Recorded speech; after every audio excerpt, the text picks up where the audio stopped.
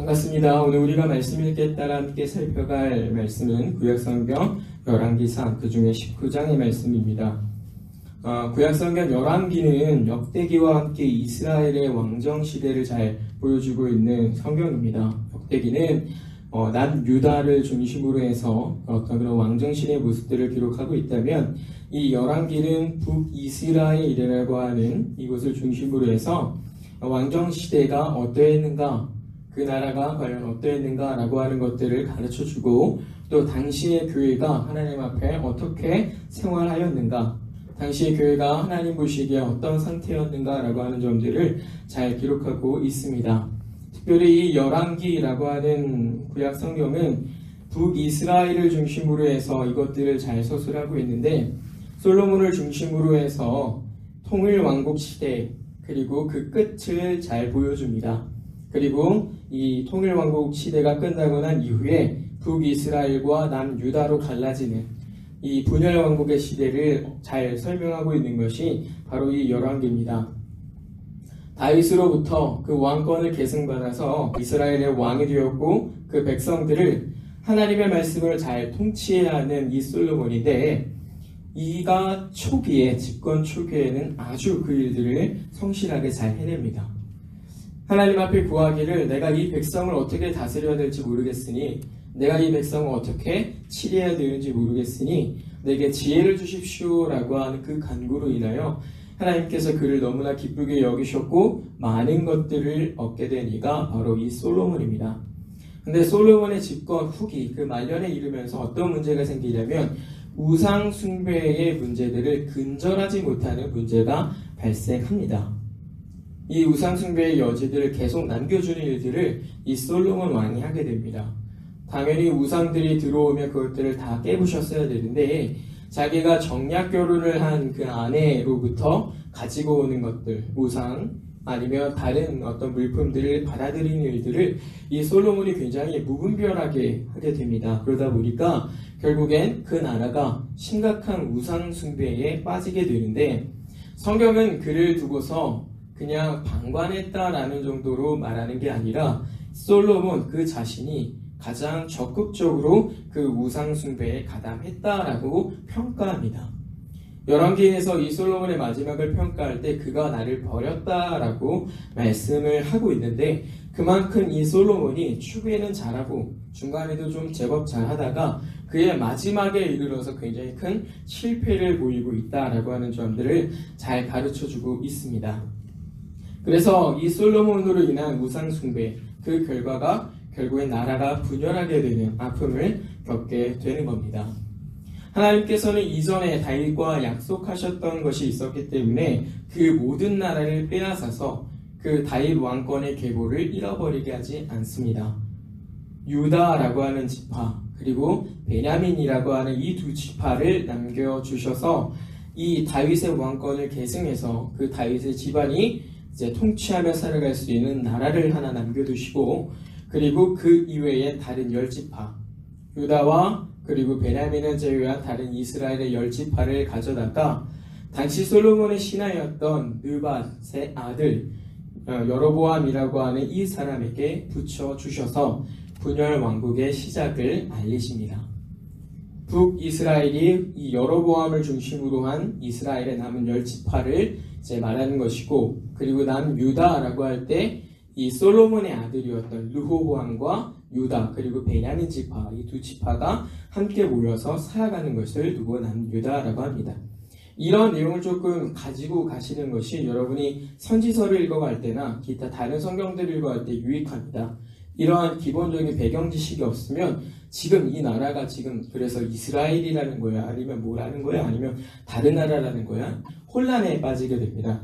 솔로몬 이후에 나라가 두 개로 갈라졌고 이스라엘 10지파가 하나 북이스라엘 그리고 남유다 유다와 베냐민이라고 하는 지파가 아래쪽에서 살아가는 겁니다.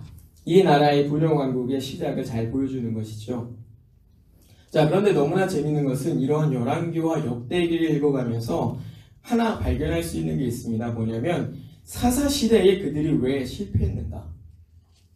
왕이 없어서 실패했다라고 말하고 있는데 사실은 그렇지 않더라라고 하는 겁니다. 왜요? 왕이 있었는데도 실패했거든요. 다윗이라고 하는 걸출한 왕이 있었는데도 실패했고요. 솔로몬이라고 하는 대단한 왕이 있었는데도 실패했고요.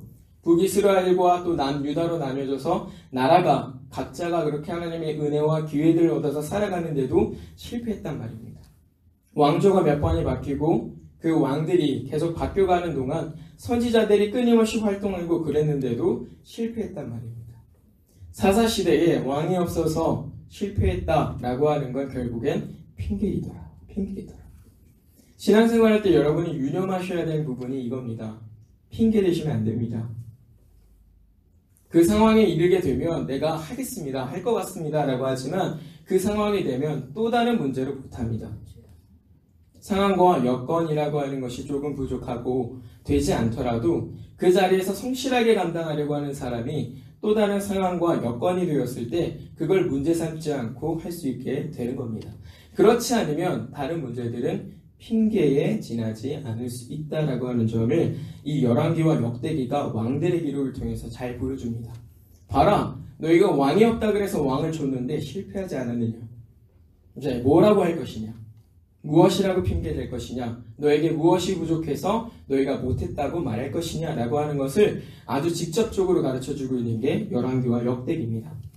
그래서 당시의 교회는 하나님 앞에 마음을 두고 살아야만 했다라고 하는 점들을 잘 가르쳐줍니다. 그래서 포로 후기의 백성들, 그러니까 바벨론의 포로로 끌려간 사람들과 그리고 그 포로에서 돌아오는 사람들은 늘 이러한 내용들을 교훈받는 겁니다. 이 말씀들을 가지고. 그렇구나. 우리가 하나님께 우리의 마음을 두어야만 하는구나. 우리가 하나님의 말씀을 우리 안에 가지고 살아야 되는구나. 라고 하는 점들을 계속해서 확인하고 또 그대로 살려고 하는 것이란 말입니다. 그런데 그런 게 없으면 어떤 조건과 어떤 상황이 있어도 결국 실패이더라.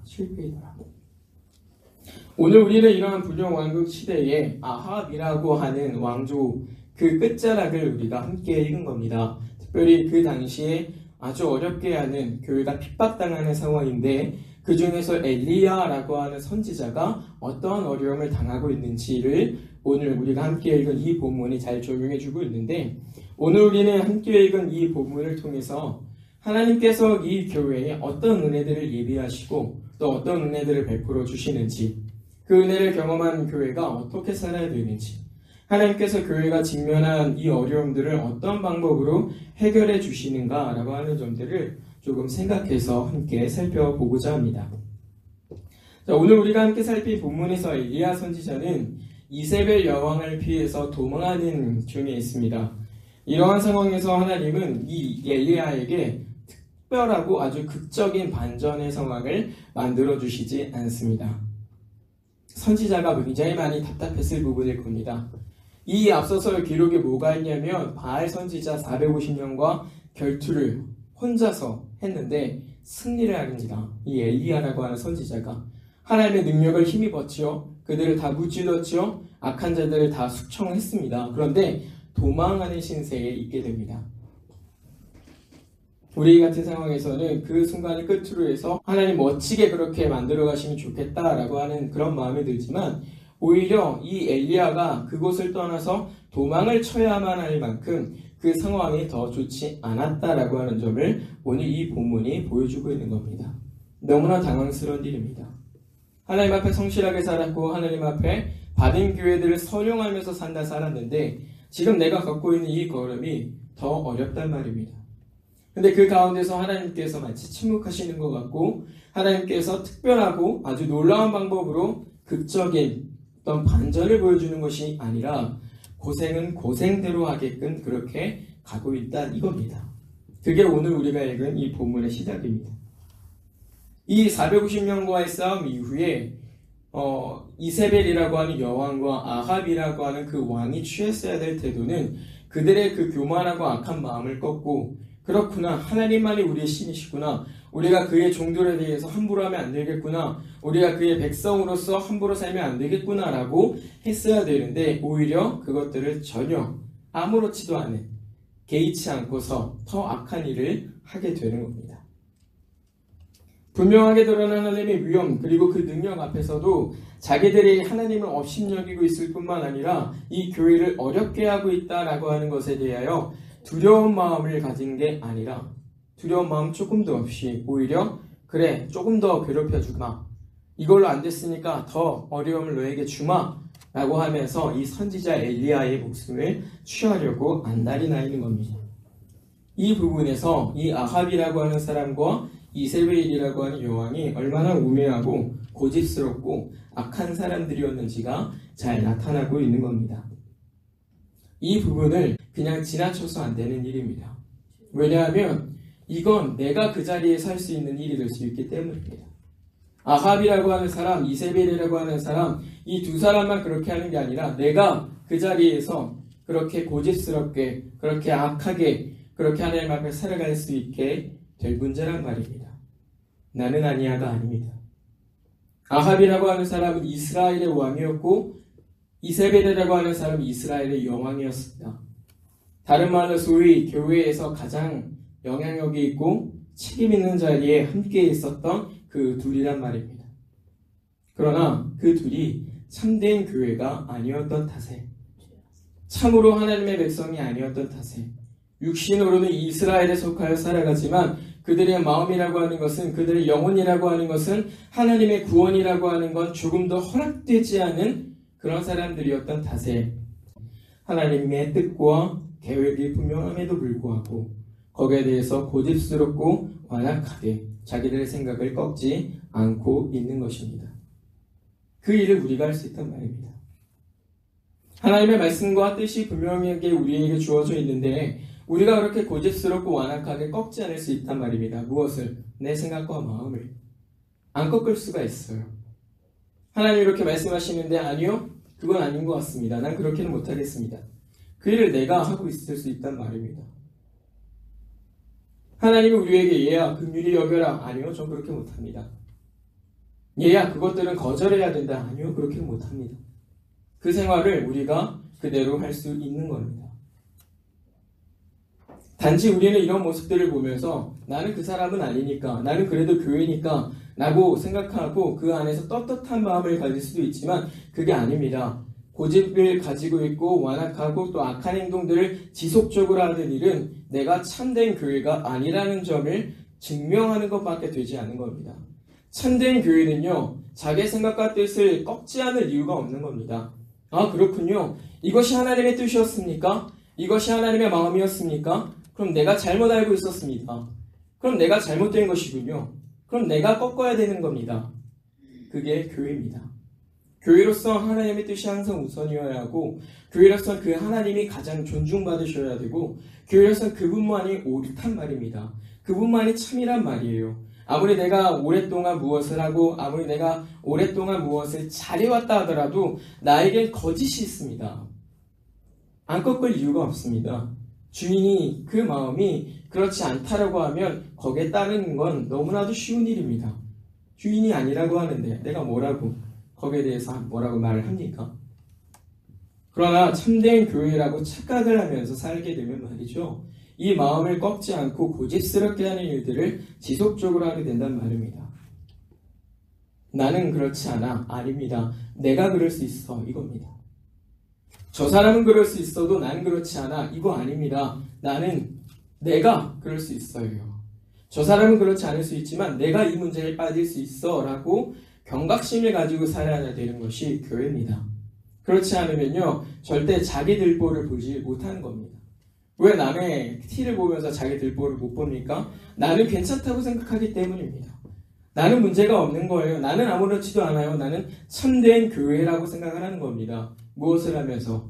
하나님의 뜻이 있고 말씀이 있는데 거기에 조금 더 순종하지 않으면서. 심각한 문제입니다. 성경을 읽어가면서 이미 아합이라고 하는 사람과 이세벨이라고 하는 여왕은 너무나 나쁜 사람들로 유명하기 때문에 인위적으로 이미 우리가 나는 그렇지 않아 라고 생각을 합니다. 왜? 나는 그래도 예배당을 좀 가까이 하는 생활을 하고 있고, 나는 그래도 헌금 생활이나 봉사 열심히 하고 있고, 나는 그래도 매 주일 잘 지키고 있는데 어떻게 아합과 이세벨이라고 하는 사람과 비교가 될 수 있어? 아니야, 나는 아니야. 아닙니다. 그렇지 않아요. 하나님이 우리에게 보시는 건 우리가 무엇을 하느냐가 아니라 어떤 마음으로 하느냐 이겁니다.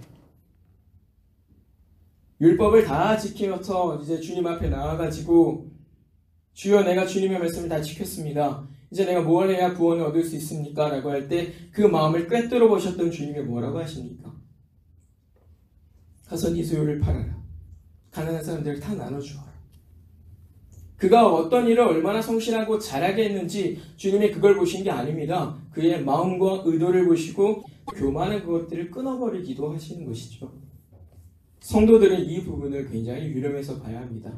다른 사람이 아니라 내가 그 자리에 있을 수 있다라고 하는 겁니다.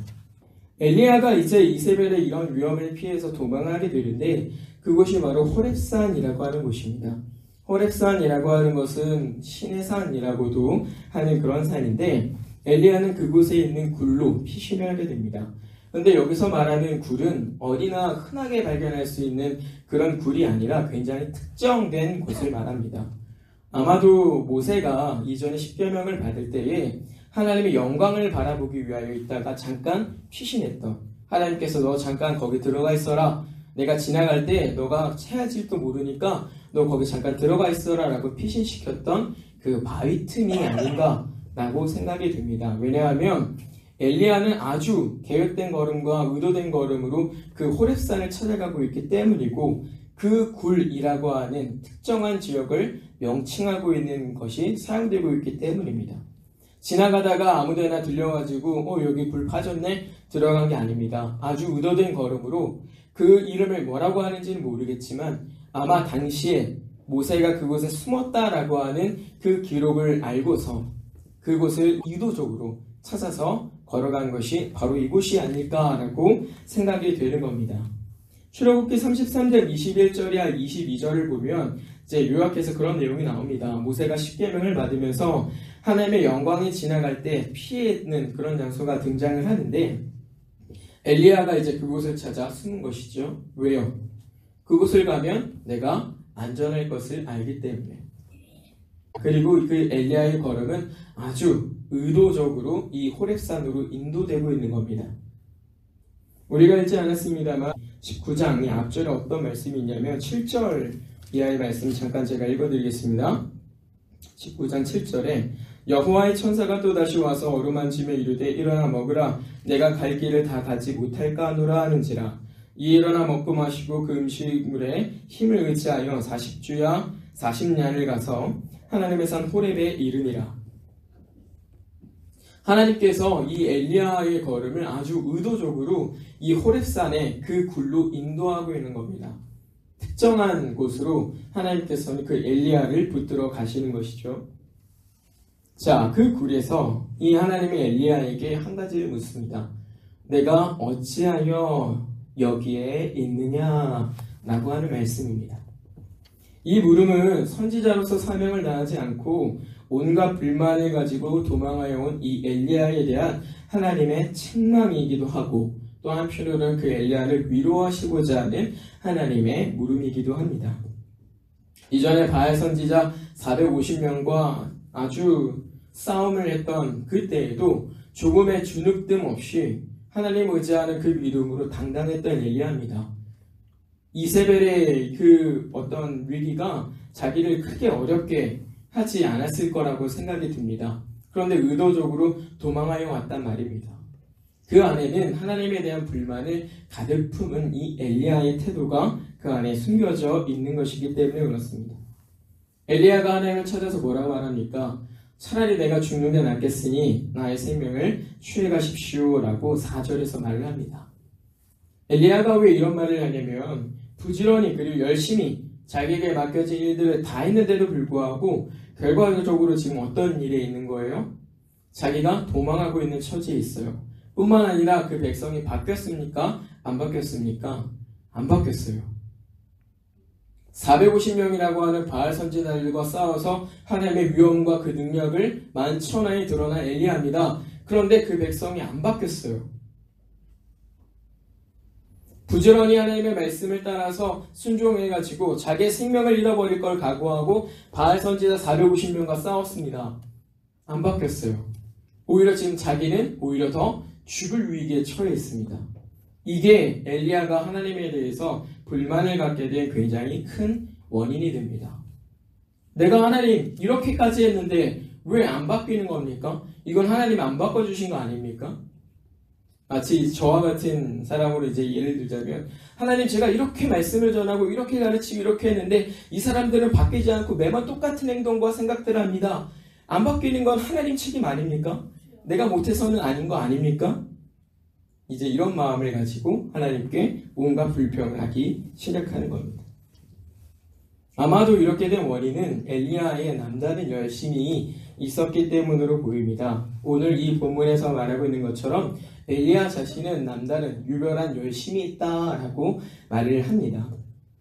이게 하나님에 대한 불만을 갖게 된 큰 계기였으리라 생각이 되는데, 여기서 말하는 열심이라고 하는 건 그냥 단순히 막 뭔가를 열심히 하는 그런 걸 말하는 게 아니라 질투에 질투를 더한다라고 하는 의미입니다. 그러니까 어떤 말이냐면 하나님을 사랑하던 이 백성이 하나님을 사랑하지 않고 다른 것들을 더 좋아하는 걸 이 엘리야가 못 견디겠는 겁니다. 그게 화가 나고 질투가 나가지고 그걸 못 견디겠는 겁니다. 그걸 두고 남다른 열심이라, 유별한 열심이라 라고 표현을 하고 있는 겁니다. 이 백성이 하나님만을 사랑해야 되는데 뭐 이상한 것들을 쫓아서 살아가고 있으니 이 엘리야의 마음에 불이 나는 겁니다. 불이 나는 거예요. 질투를 하는 겁니다. 하나님이 아닌 다른 것들을 사랑하는 그들에 대하여 이 열이 나기 시작하는 겁니다. 이러한 마음을 가진 엘리야였기 때문에 하나님의 능력이 발휘되고 난 이후에 아무것도 바뀌지 않는 이들의 태도는 정말 이 엘리야 선지자로서는 견디기 어려웠을 것입니다. 이렇게까지 했으면 하나님을 사랑할 법도 한데, 이렇게까지 했으면 하나님을 사랑하는 태도를 보일 법만 한데 전혀 그런 게 없으니 이 엘리야의 마음이 정말 녹아내리는 겁니다. 녹아내리는 거예요. 그러다 보니까 어떻게 되는 겁니까? 하나님께서 그 백성들에게 오히려 기회를 주시고 그들이 회개해서 또 돌이킬 그런 시간들을 주시면서 하나님께서는 정말로 이 교회가 하나님 앞에 돌아오기를 원한다라고 하는 그 뜻, 그리고 그 계획, 그리고 그 마음에는 조금도 관심이 있지 않고 그저 자기의 열심이 이 하나님의 뜻을 앞서고 있는 그런 문제에 빠지게 되는 겁니다. 그래서 여러분, 우리가 바로 알아야 될 것은 하나님은 결코 누구를 실망시키는 분이 아니다라고 하는 겁니다. 하나님은 누구에게도 실망당하시거나 실망시키는 분이 아니세요. 우리가 못해서 하나님 실망하실까요? 아닙니다. 하나님 실망하지 않으세요. 완전하지 못한 사람이 실망하고 거기에 대해서 어려움을 겪는 것이지 완전한 분이 실망할 이유가 없습니다. 좀 못해도 흠이 나는 게 없거든요. 다 완전하신데요. 우리끼리야 실망이 들죠. 욕심이 있는데, 기대치가 있는데 거기에 못 미쳤으면 이 마음이 실망이 들 때가 있습니다. 그건 우리끼리의 얘기고 하나님은 결코 실망하시는 분이 아니십니다. 그래서 우리의 부족함도 넉넉하게 이해하시는 것이고, 그래서 우리를 그렇게 더 붙들어 주시는 것이죠. 내가 너희의 못함을 안다. 그래서 내가 너희를 도와줄 것이다. 그게 하나님이란 말입니다. 그런 하나님을 우리는 종종 오해하고 살아가는 겁니다. 이러한 하나님을 모시고 살아가는 교회인데 마치 믿지 않는 사람들처럼, 많은 무리들이 그렇게 보이는 태도처럼 하나님을 우리가 실망하게 되는 존재로 생각하고 그렇게 하나님을 대하는 때가 너무나 많은 겁니다. 그런데 이러한 마음과 이러한 태도는 타락한 우리 감성에 취한 어떤 비겁하고 또 연약한 행동일 뿐, 하나님에 대하여 모욕적인 마음과 언행일 뿐 결코 성경이나 하나님의 마음에 합당한 그런 태도가 아니라 이겁니다. 아니라 이거. 성경은 우리에게 가르쳐주고 있습니다. 만물보다 거짓되고 심히 부패한 것이 인간의 마음이라. 이 심하게 부패한 이 마음이 하나님의 멋진 그 일을 두고서도 하나님 왜 이거밖에 안 됩니까? 라고 따져 묻는 그런 아주 불경스러운 모습을 갖게 된단 말입니다. 하나님의 생각과 우리의 생각은 너무 달라서 우리는 어떤 것이 적절한 건지 모릅니다. 지난주에도 잠깐 말씀드렸습니다만, 악에 대하여 어떻게 갖는 것이 합당한 것입니까? 우린 몰라요. 욕을 하면 마음이 풀어질 것 같지만 저주를 하게 되고, 저주를 하게 되면 풀어질 것 같지만 한 대 때리고 싶고, 한 대 때리고 싶으면 어떻게 되는 겁니까? 진짜 때립니다. 그랬을 때 문제가 해결되는 게 아니죠. 그러나 하나님은 그 모든 것에 있어서 완벽하게 처리할 수 있는 분이시죠. 이런 하나님을 모시고 있는 우리가 하나님에 대해 굉장히 불경스러운 태도로 말하는 것이 바로 이러한 모습들이란 말입니다. 그러니까 여러분 하나님에 대하여 정말 실망하지 마십시오. 여러분에게 주어지고 있고 여러분을 이제 도와주시는 그 하나님의 능력이 여러분에게 가장 좋은 것이 그 적절한 것입니다. 제게 주신 것이 저에게 가장 적합하고 가장 좋은 것이에요. 남들과 비교할 필요가 없습니다. 하나님이 가장 좋은 것들로 언제나 선하게 나를 붙들어 가신단 말입니다. 하나님에 대한 이런 바른 이해가 우리에게 있어야 되는 겁니다. 그렇지 않으면 이 놀랍고 멋진 하나님의 이름을 갖다가 아주 헛되이 부르는, 아주 모욕적으로 대하는 그런 문제에 우리가 빠지게 된단 말입니다. 그래서 신앙을 가진 사람들은 항상 말을 삼키는 훈련을 잘 하셔야 됩니다. 어떤 거? 하나님 앞에 합당하지 못한 말들. 훈련이 좀 필요합니다. 아주 잘 절제된 표현들이 필요하고 굉장히 정직한 표현들이 필요하고 굉장히 잘 정돈된 표현들이 필요합니다. 그런 것들을 입에 붙이고 살 필요들이 있는 겁니다. 목사님께서도 언젠가 말씀하셨지만 하나님 우리를 축복해 주세요 라고 하는 이 말은 많은 교회가 그대로 쓰는 말인데 이건 하나님 앞에 결코 쓸 수 없는 말입니다. 축복이라고 하는 건 누군가에게 복을 빌다 라고 하는 건데 하나님은 복을 주시는 분이지 하나님 외에 다른 분에게 복을 주기를 비는 분이 아니란 말입니다. 목사님 우리를 축복해 주세요 라고 하는 건 괜찮습니다.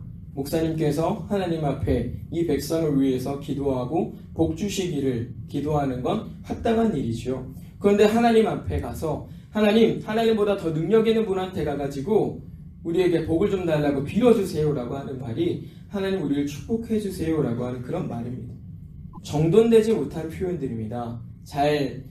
아주 단순한 문장인데 우리가 너무 익숙한 문장인데 잘 정돈되지 못한 그런 표현들이에요. 이런 것들에 있어서 정돈이 필요합니다. 그런 훈련들을 하셔야 되고 또 합당하지 못한 생각이나 말을 삼키는 훈련을 잘 하셔야 됩니다. 지금 이 말을 했을 때 유익이 있는가 없는가 고민하셔야 되고 그것들을 잘 삼키셔야 돼요. 시편에서 아삽의 시에서 아삽이 어떤 고백을 합니까?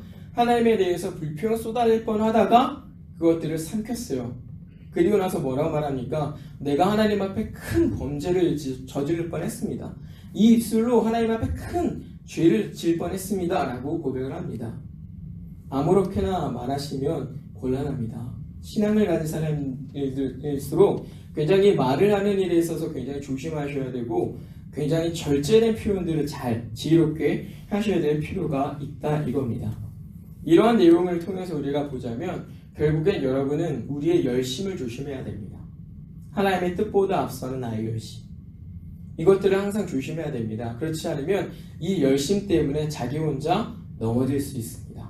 아무도 걸지 않았습니다. 그냥 자기 혼자 열심을 부리다가 혼자 넘어졌어요.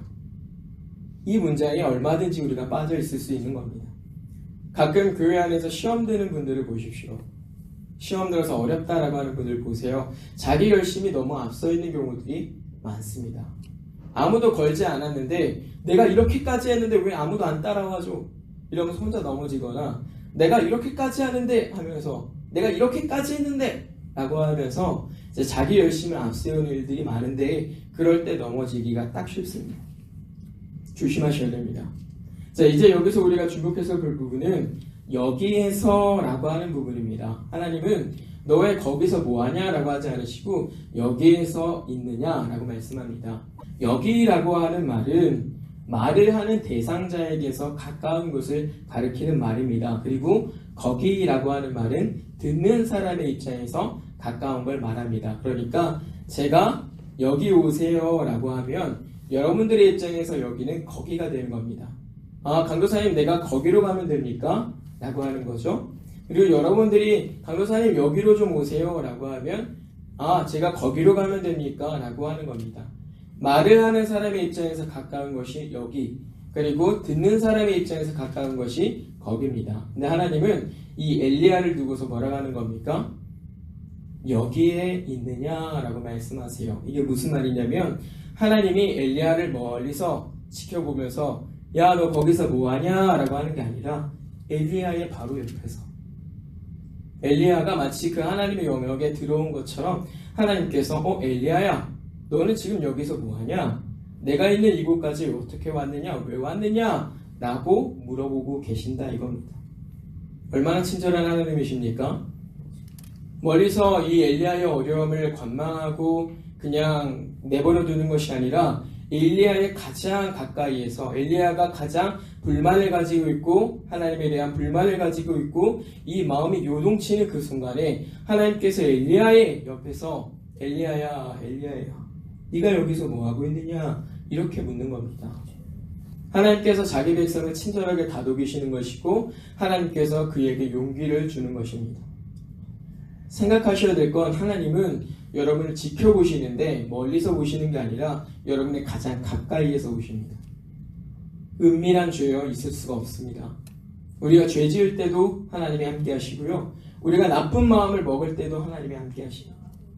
우리가 좋은 걸 할 때도 마찬가지고요. 우리가 어떤 일을 하든 하나님이 가장 가까이에서 보시는 겁니다. 주의하십시오.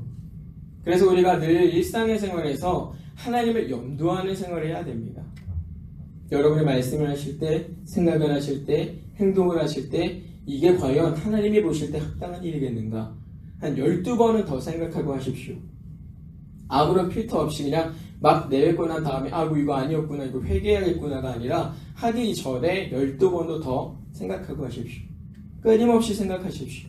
이게 하나님께서 원하시는가? 이게 하나님께서 보시기에 합당한 것인가? 고민하고 또 고민하십시오. 이 일들이 정말 자동적으로 될 만큼 여러분들이 숙지하고 훈련이 되어 있어야 되는 겁니다. 저 같은 경우에도 굉장히 많은 훈련을 합니다. 말을 다듬기 위해서, 생각을 다듬기 위해서, 그것들을 행동을 할 때 있어서 주저함이 없거나 때때로 기다려야 될 때를 위해서 많은 훈련을 합니다. 혼자서. 정말 많이 기도하고 정말 많이 어려운 어떤 과정들을 밟아오고 있는 거예요. 이렇게 할 필요가 있는 겁니다. 이게 신앙이 성숙한 것이고 이게 신앙이 발전해서 나아가는 겁니다. 장성하는 겁니다. 열심만 가지고 한참 뛰어가면 제자리인 경우가 너무 많은 겁니다. 왜요? 아무것도 훈련이 되지 않았거든요. 조금 더 어떤 것도 훈련이 되지 않았습니다. 쳇바퀴를 도는 거죠. 처음엔 작은 거를 열심히 뛰다가 나중에 좀 큰 걸 뛸 수 있게 되었습니다. 부지런히 뛰었습니다. 근데 결국 제자리예요. 신앙은요, 조금 더뎌도요, 그 걸음을 조금씩 나가는 게 신앙이고 하나님께서 기뻐하시는 일입니다. 생각을 바꿔가고 말하는 걸 바꿔가고 태도를 바꿔가고 항상 똑같은 걸 유지해야 될 것들은 가지고 있어야 하지만 그러나 지나치게 반복적으로 하나만을 하는 건 결코 신앙 성숙에 있어서 도움이 되지 않는다라고 하는 점입니다. 그래서 하나님이 이 엘리야에게 말씀하십니다. 여기서 왜 이러고 있느냐? 너의 사명은 어디 갔느냐? 이건 우리가 지난 주일에 언젠가도 들었던 왜 이렇게 하고 있느냐? 하나님이 물어보시는 그것과 다르지 않은 맥락인 겁니다. 사랑하는 성도님들, 오늘 우리는 함께 읽은 이 말씀을 통해서 먼저는 하나님 앞에 자기 열심을 앞세워서는 안 되겠구나라고 하는 것들을 교훈받습니다. 우리가 참 교회에 속하여 살아가는 사람이라면 항상 하나님 앞에 설 때에 자기 고집을 또 자기의 부족함을 꺾을 줄 아는 그런 지혜들이 필요한 겁니다. 늘 고집스럽고 완악하게 가지고 갈 것이 아니라 이것이 내가 가지면 안 된다라고 하는 것이 명확하면 그냥 꺾어버려야 됩니다. 그냥 버려야 돼요. 뒤도 돌아보지 말고. 그것이 참된 교회의 생활이다라고 하는 것이고 그러기 위해서는 자기의 열심이 늘 이 하나님의 뜻보다 앞서서는 안 된다라고 하는 점.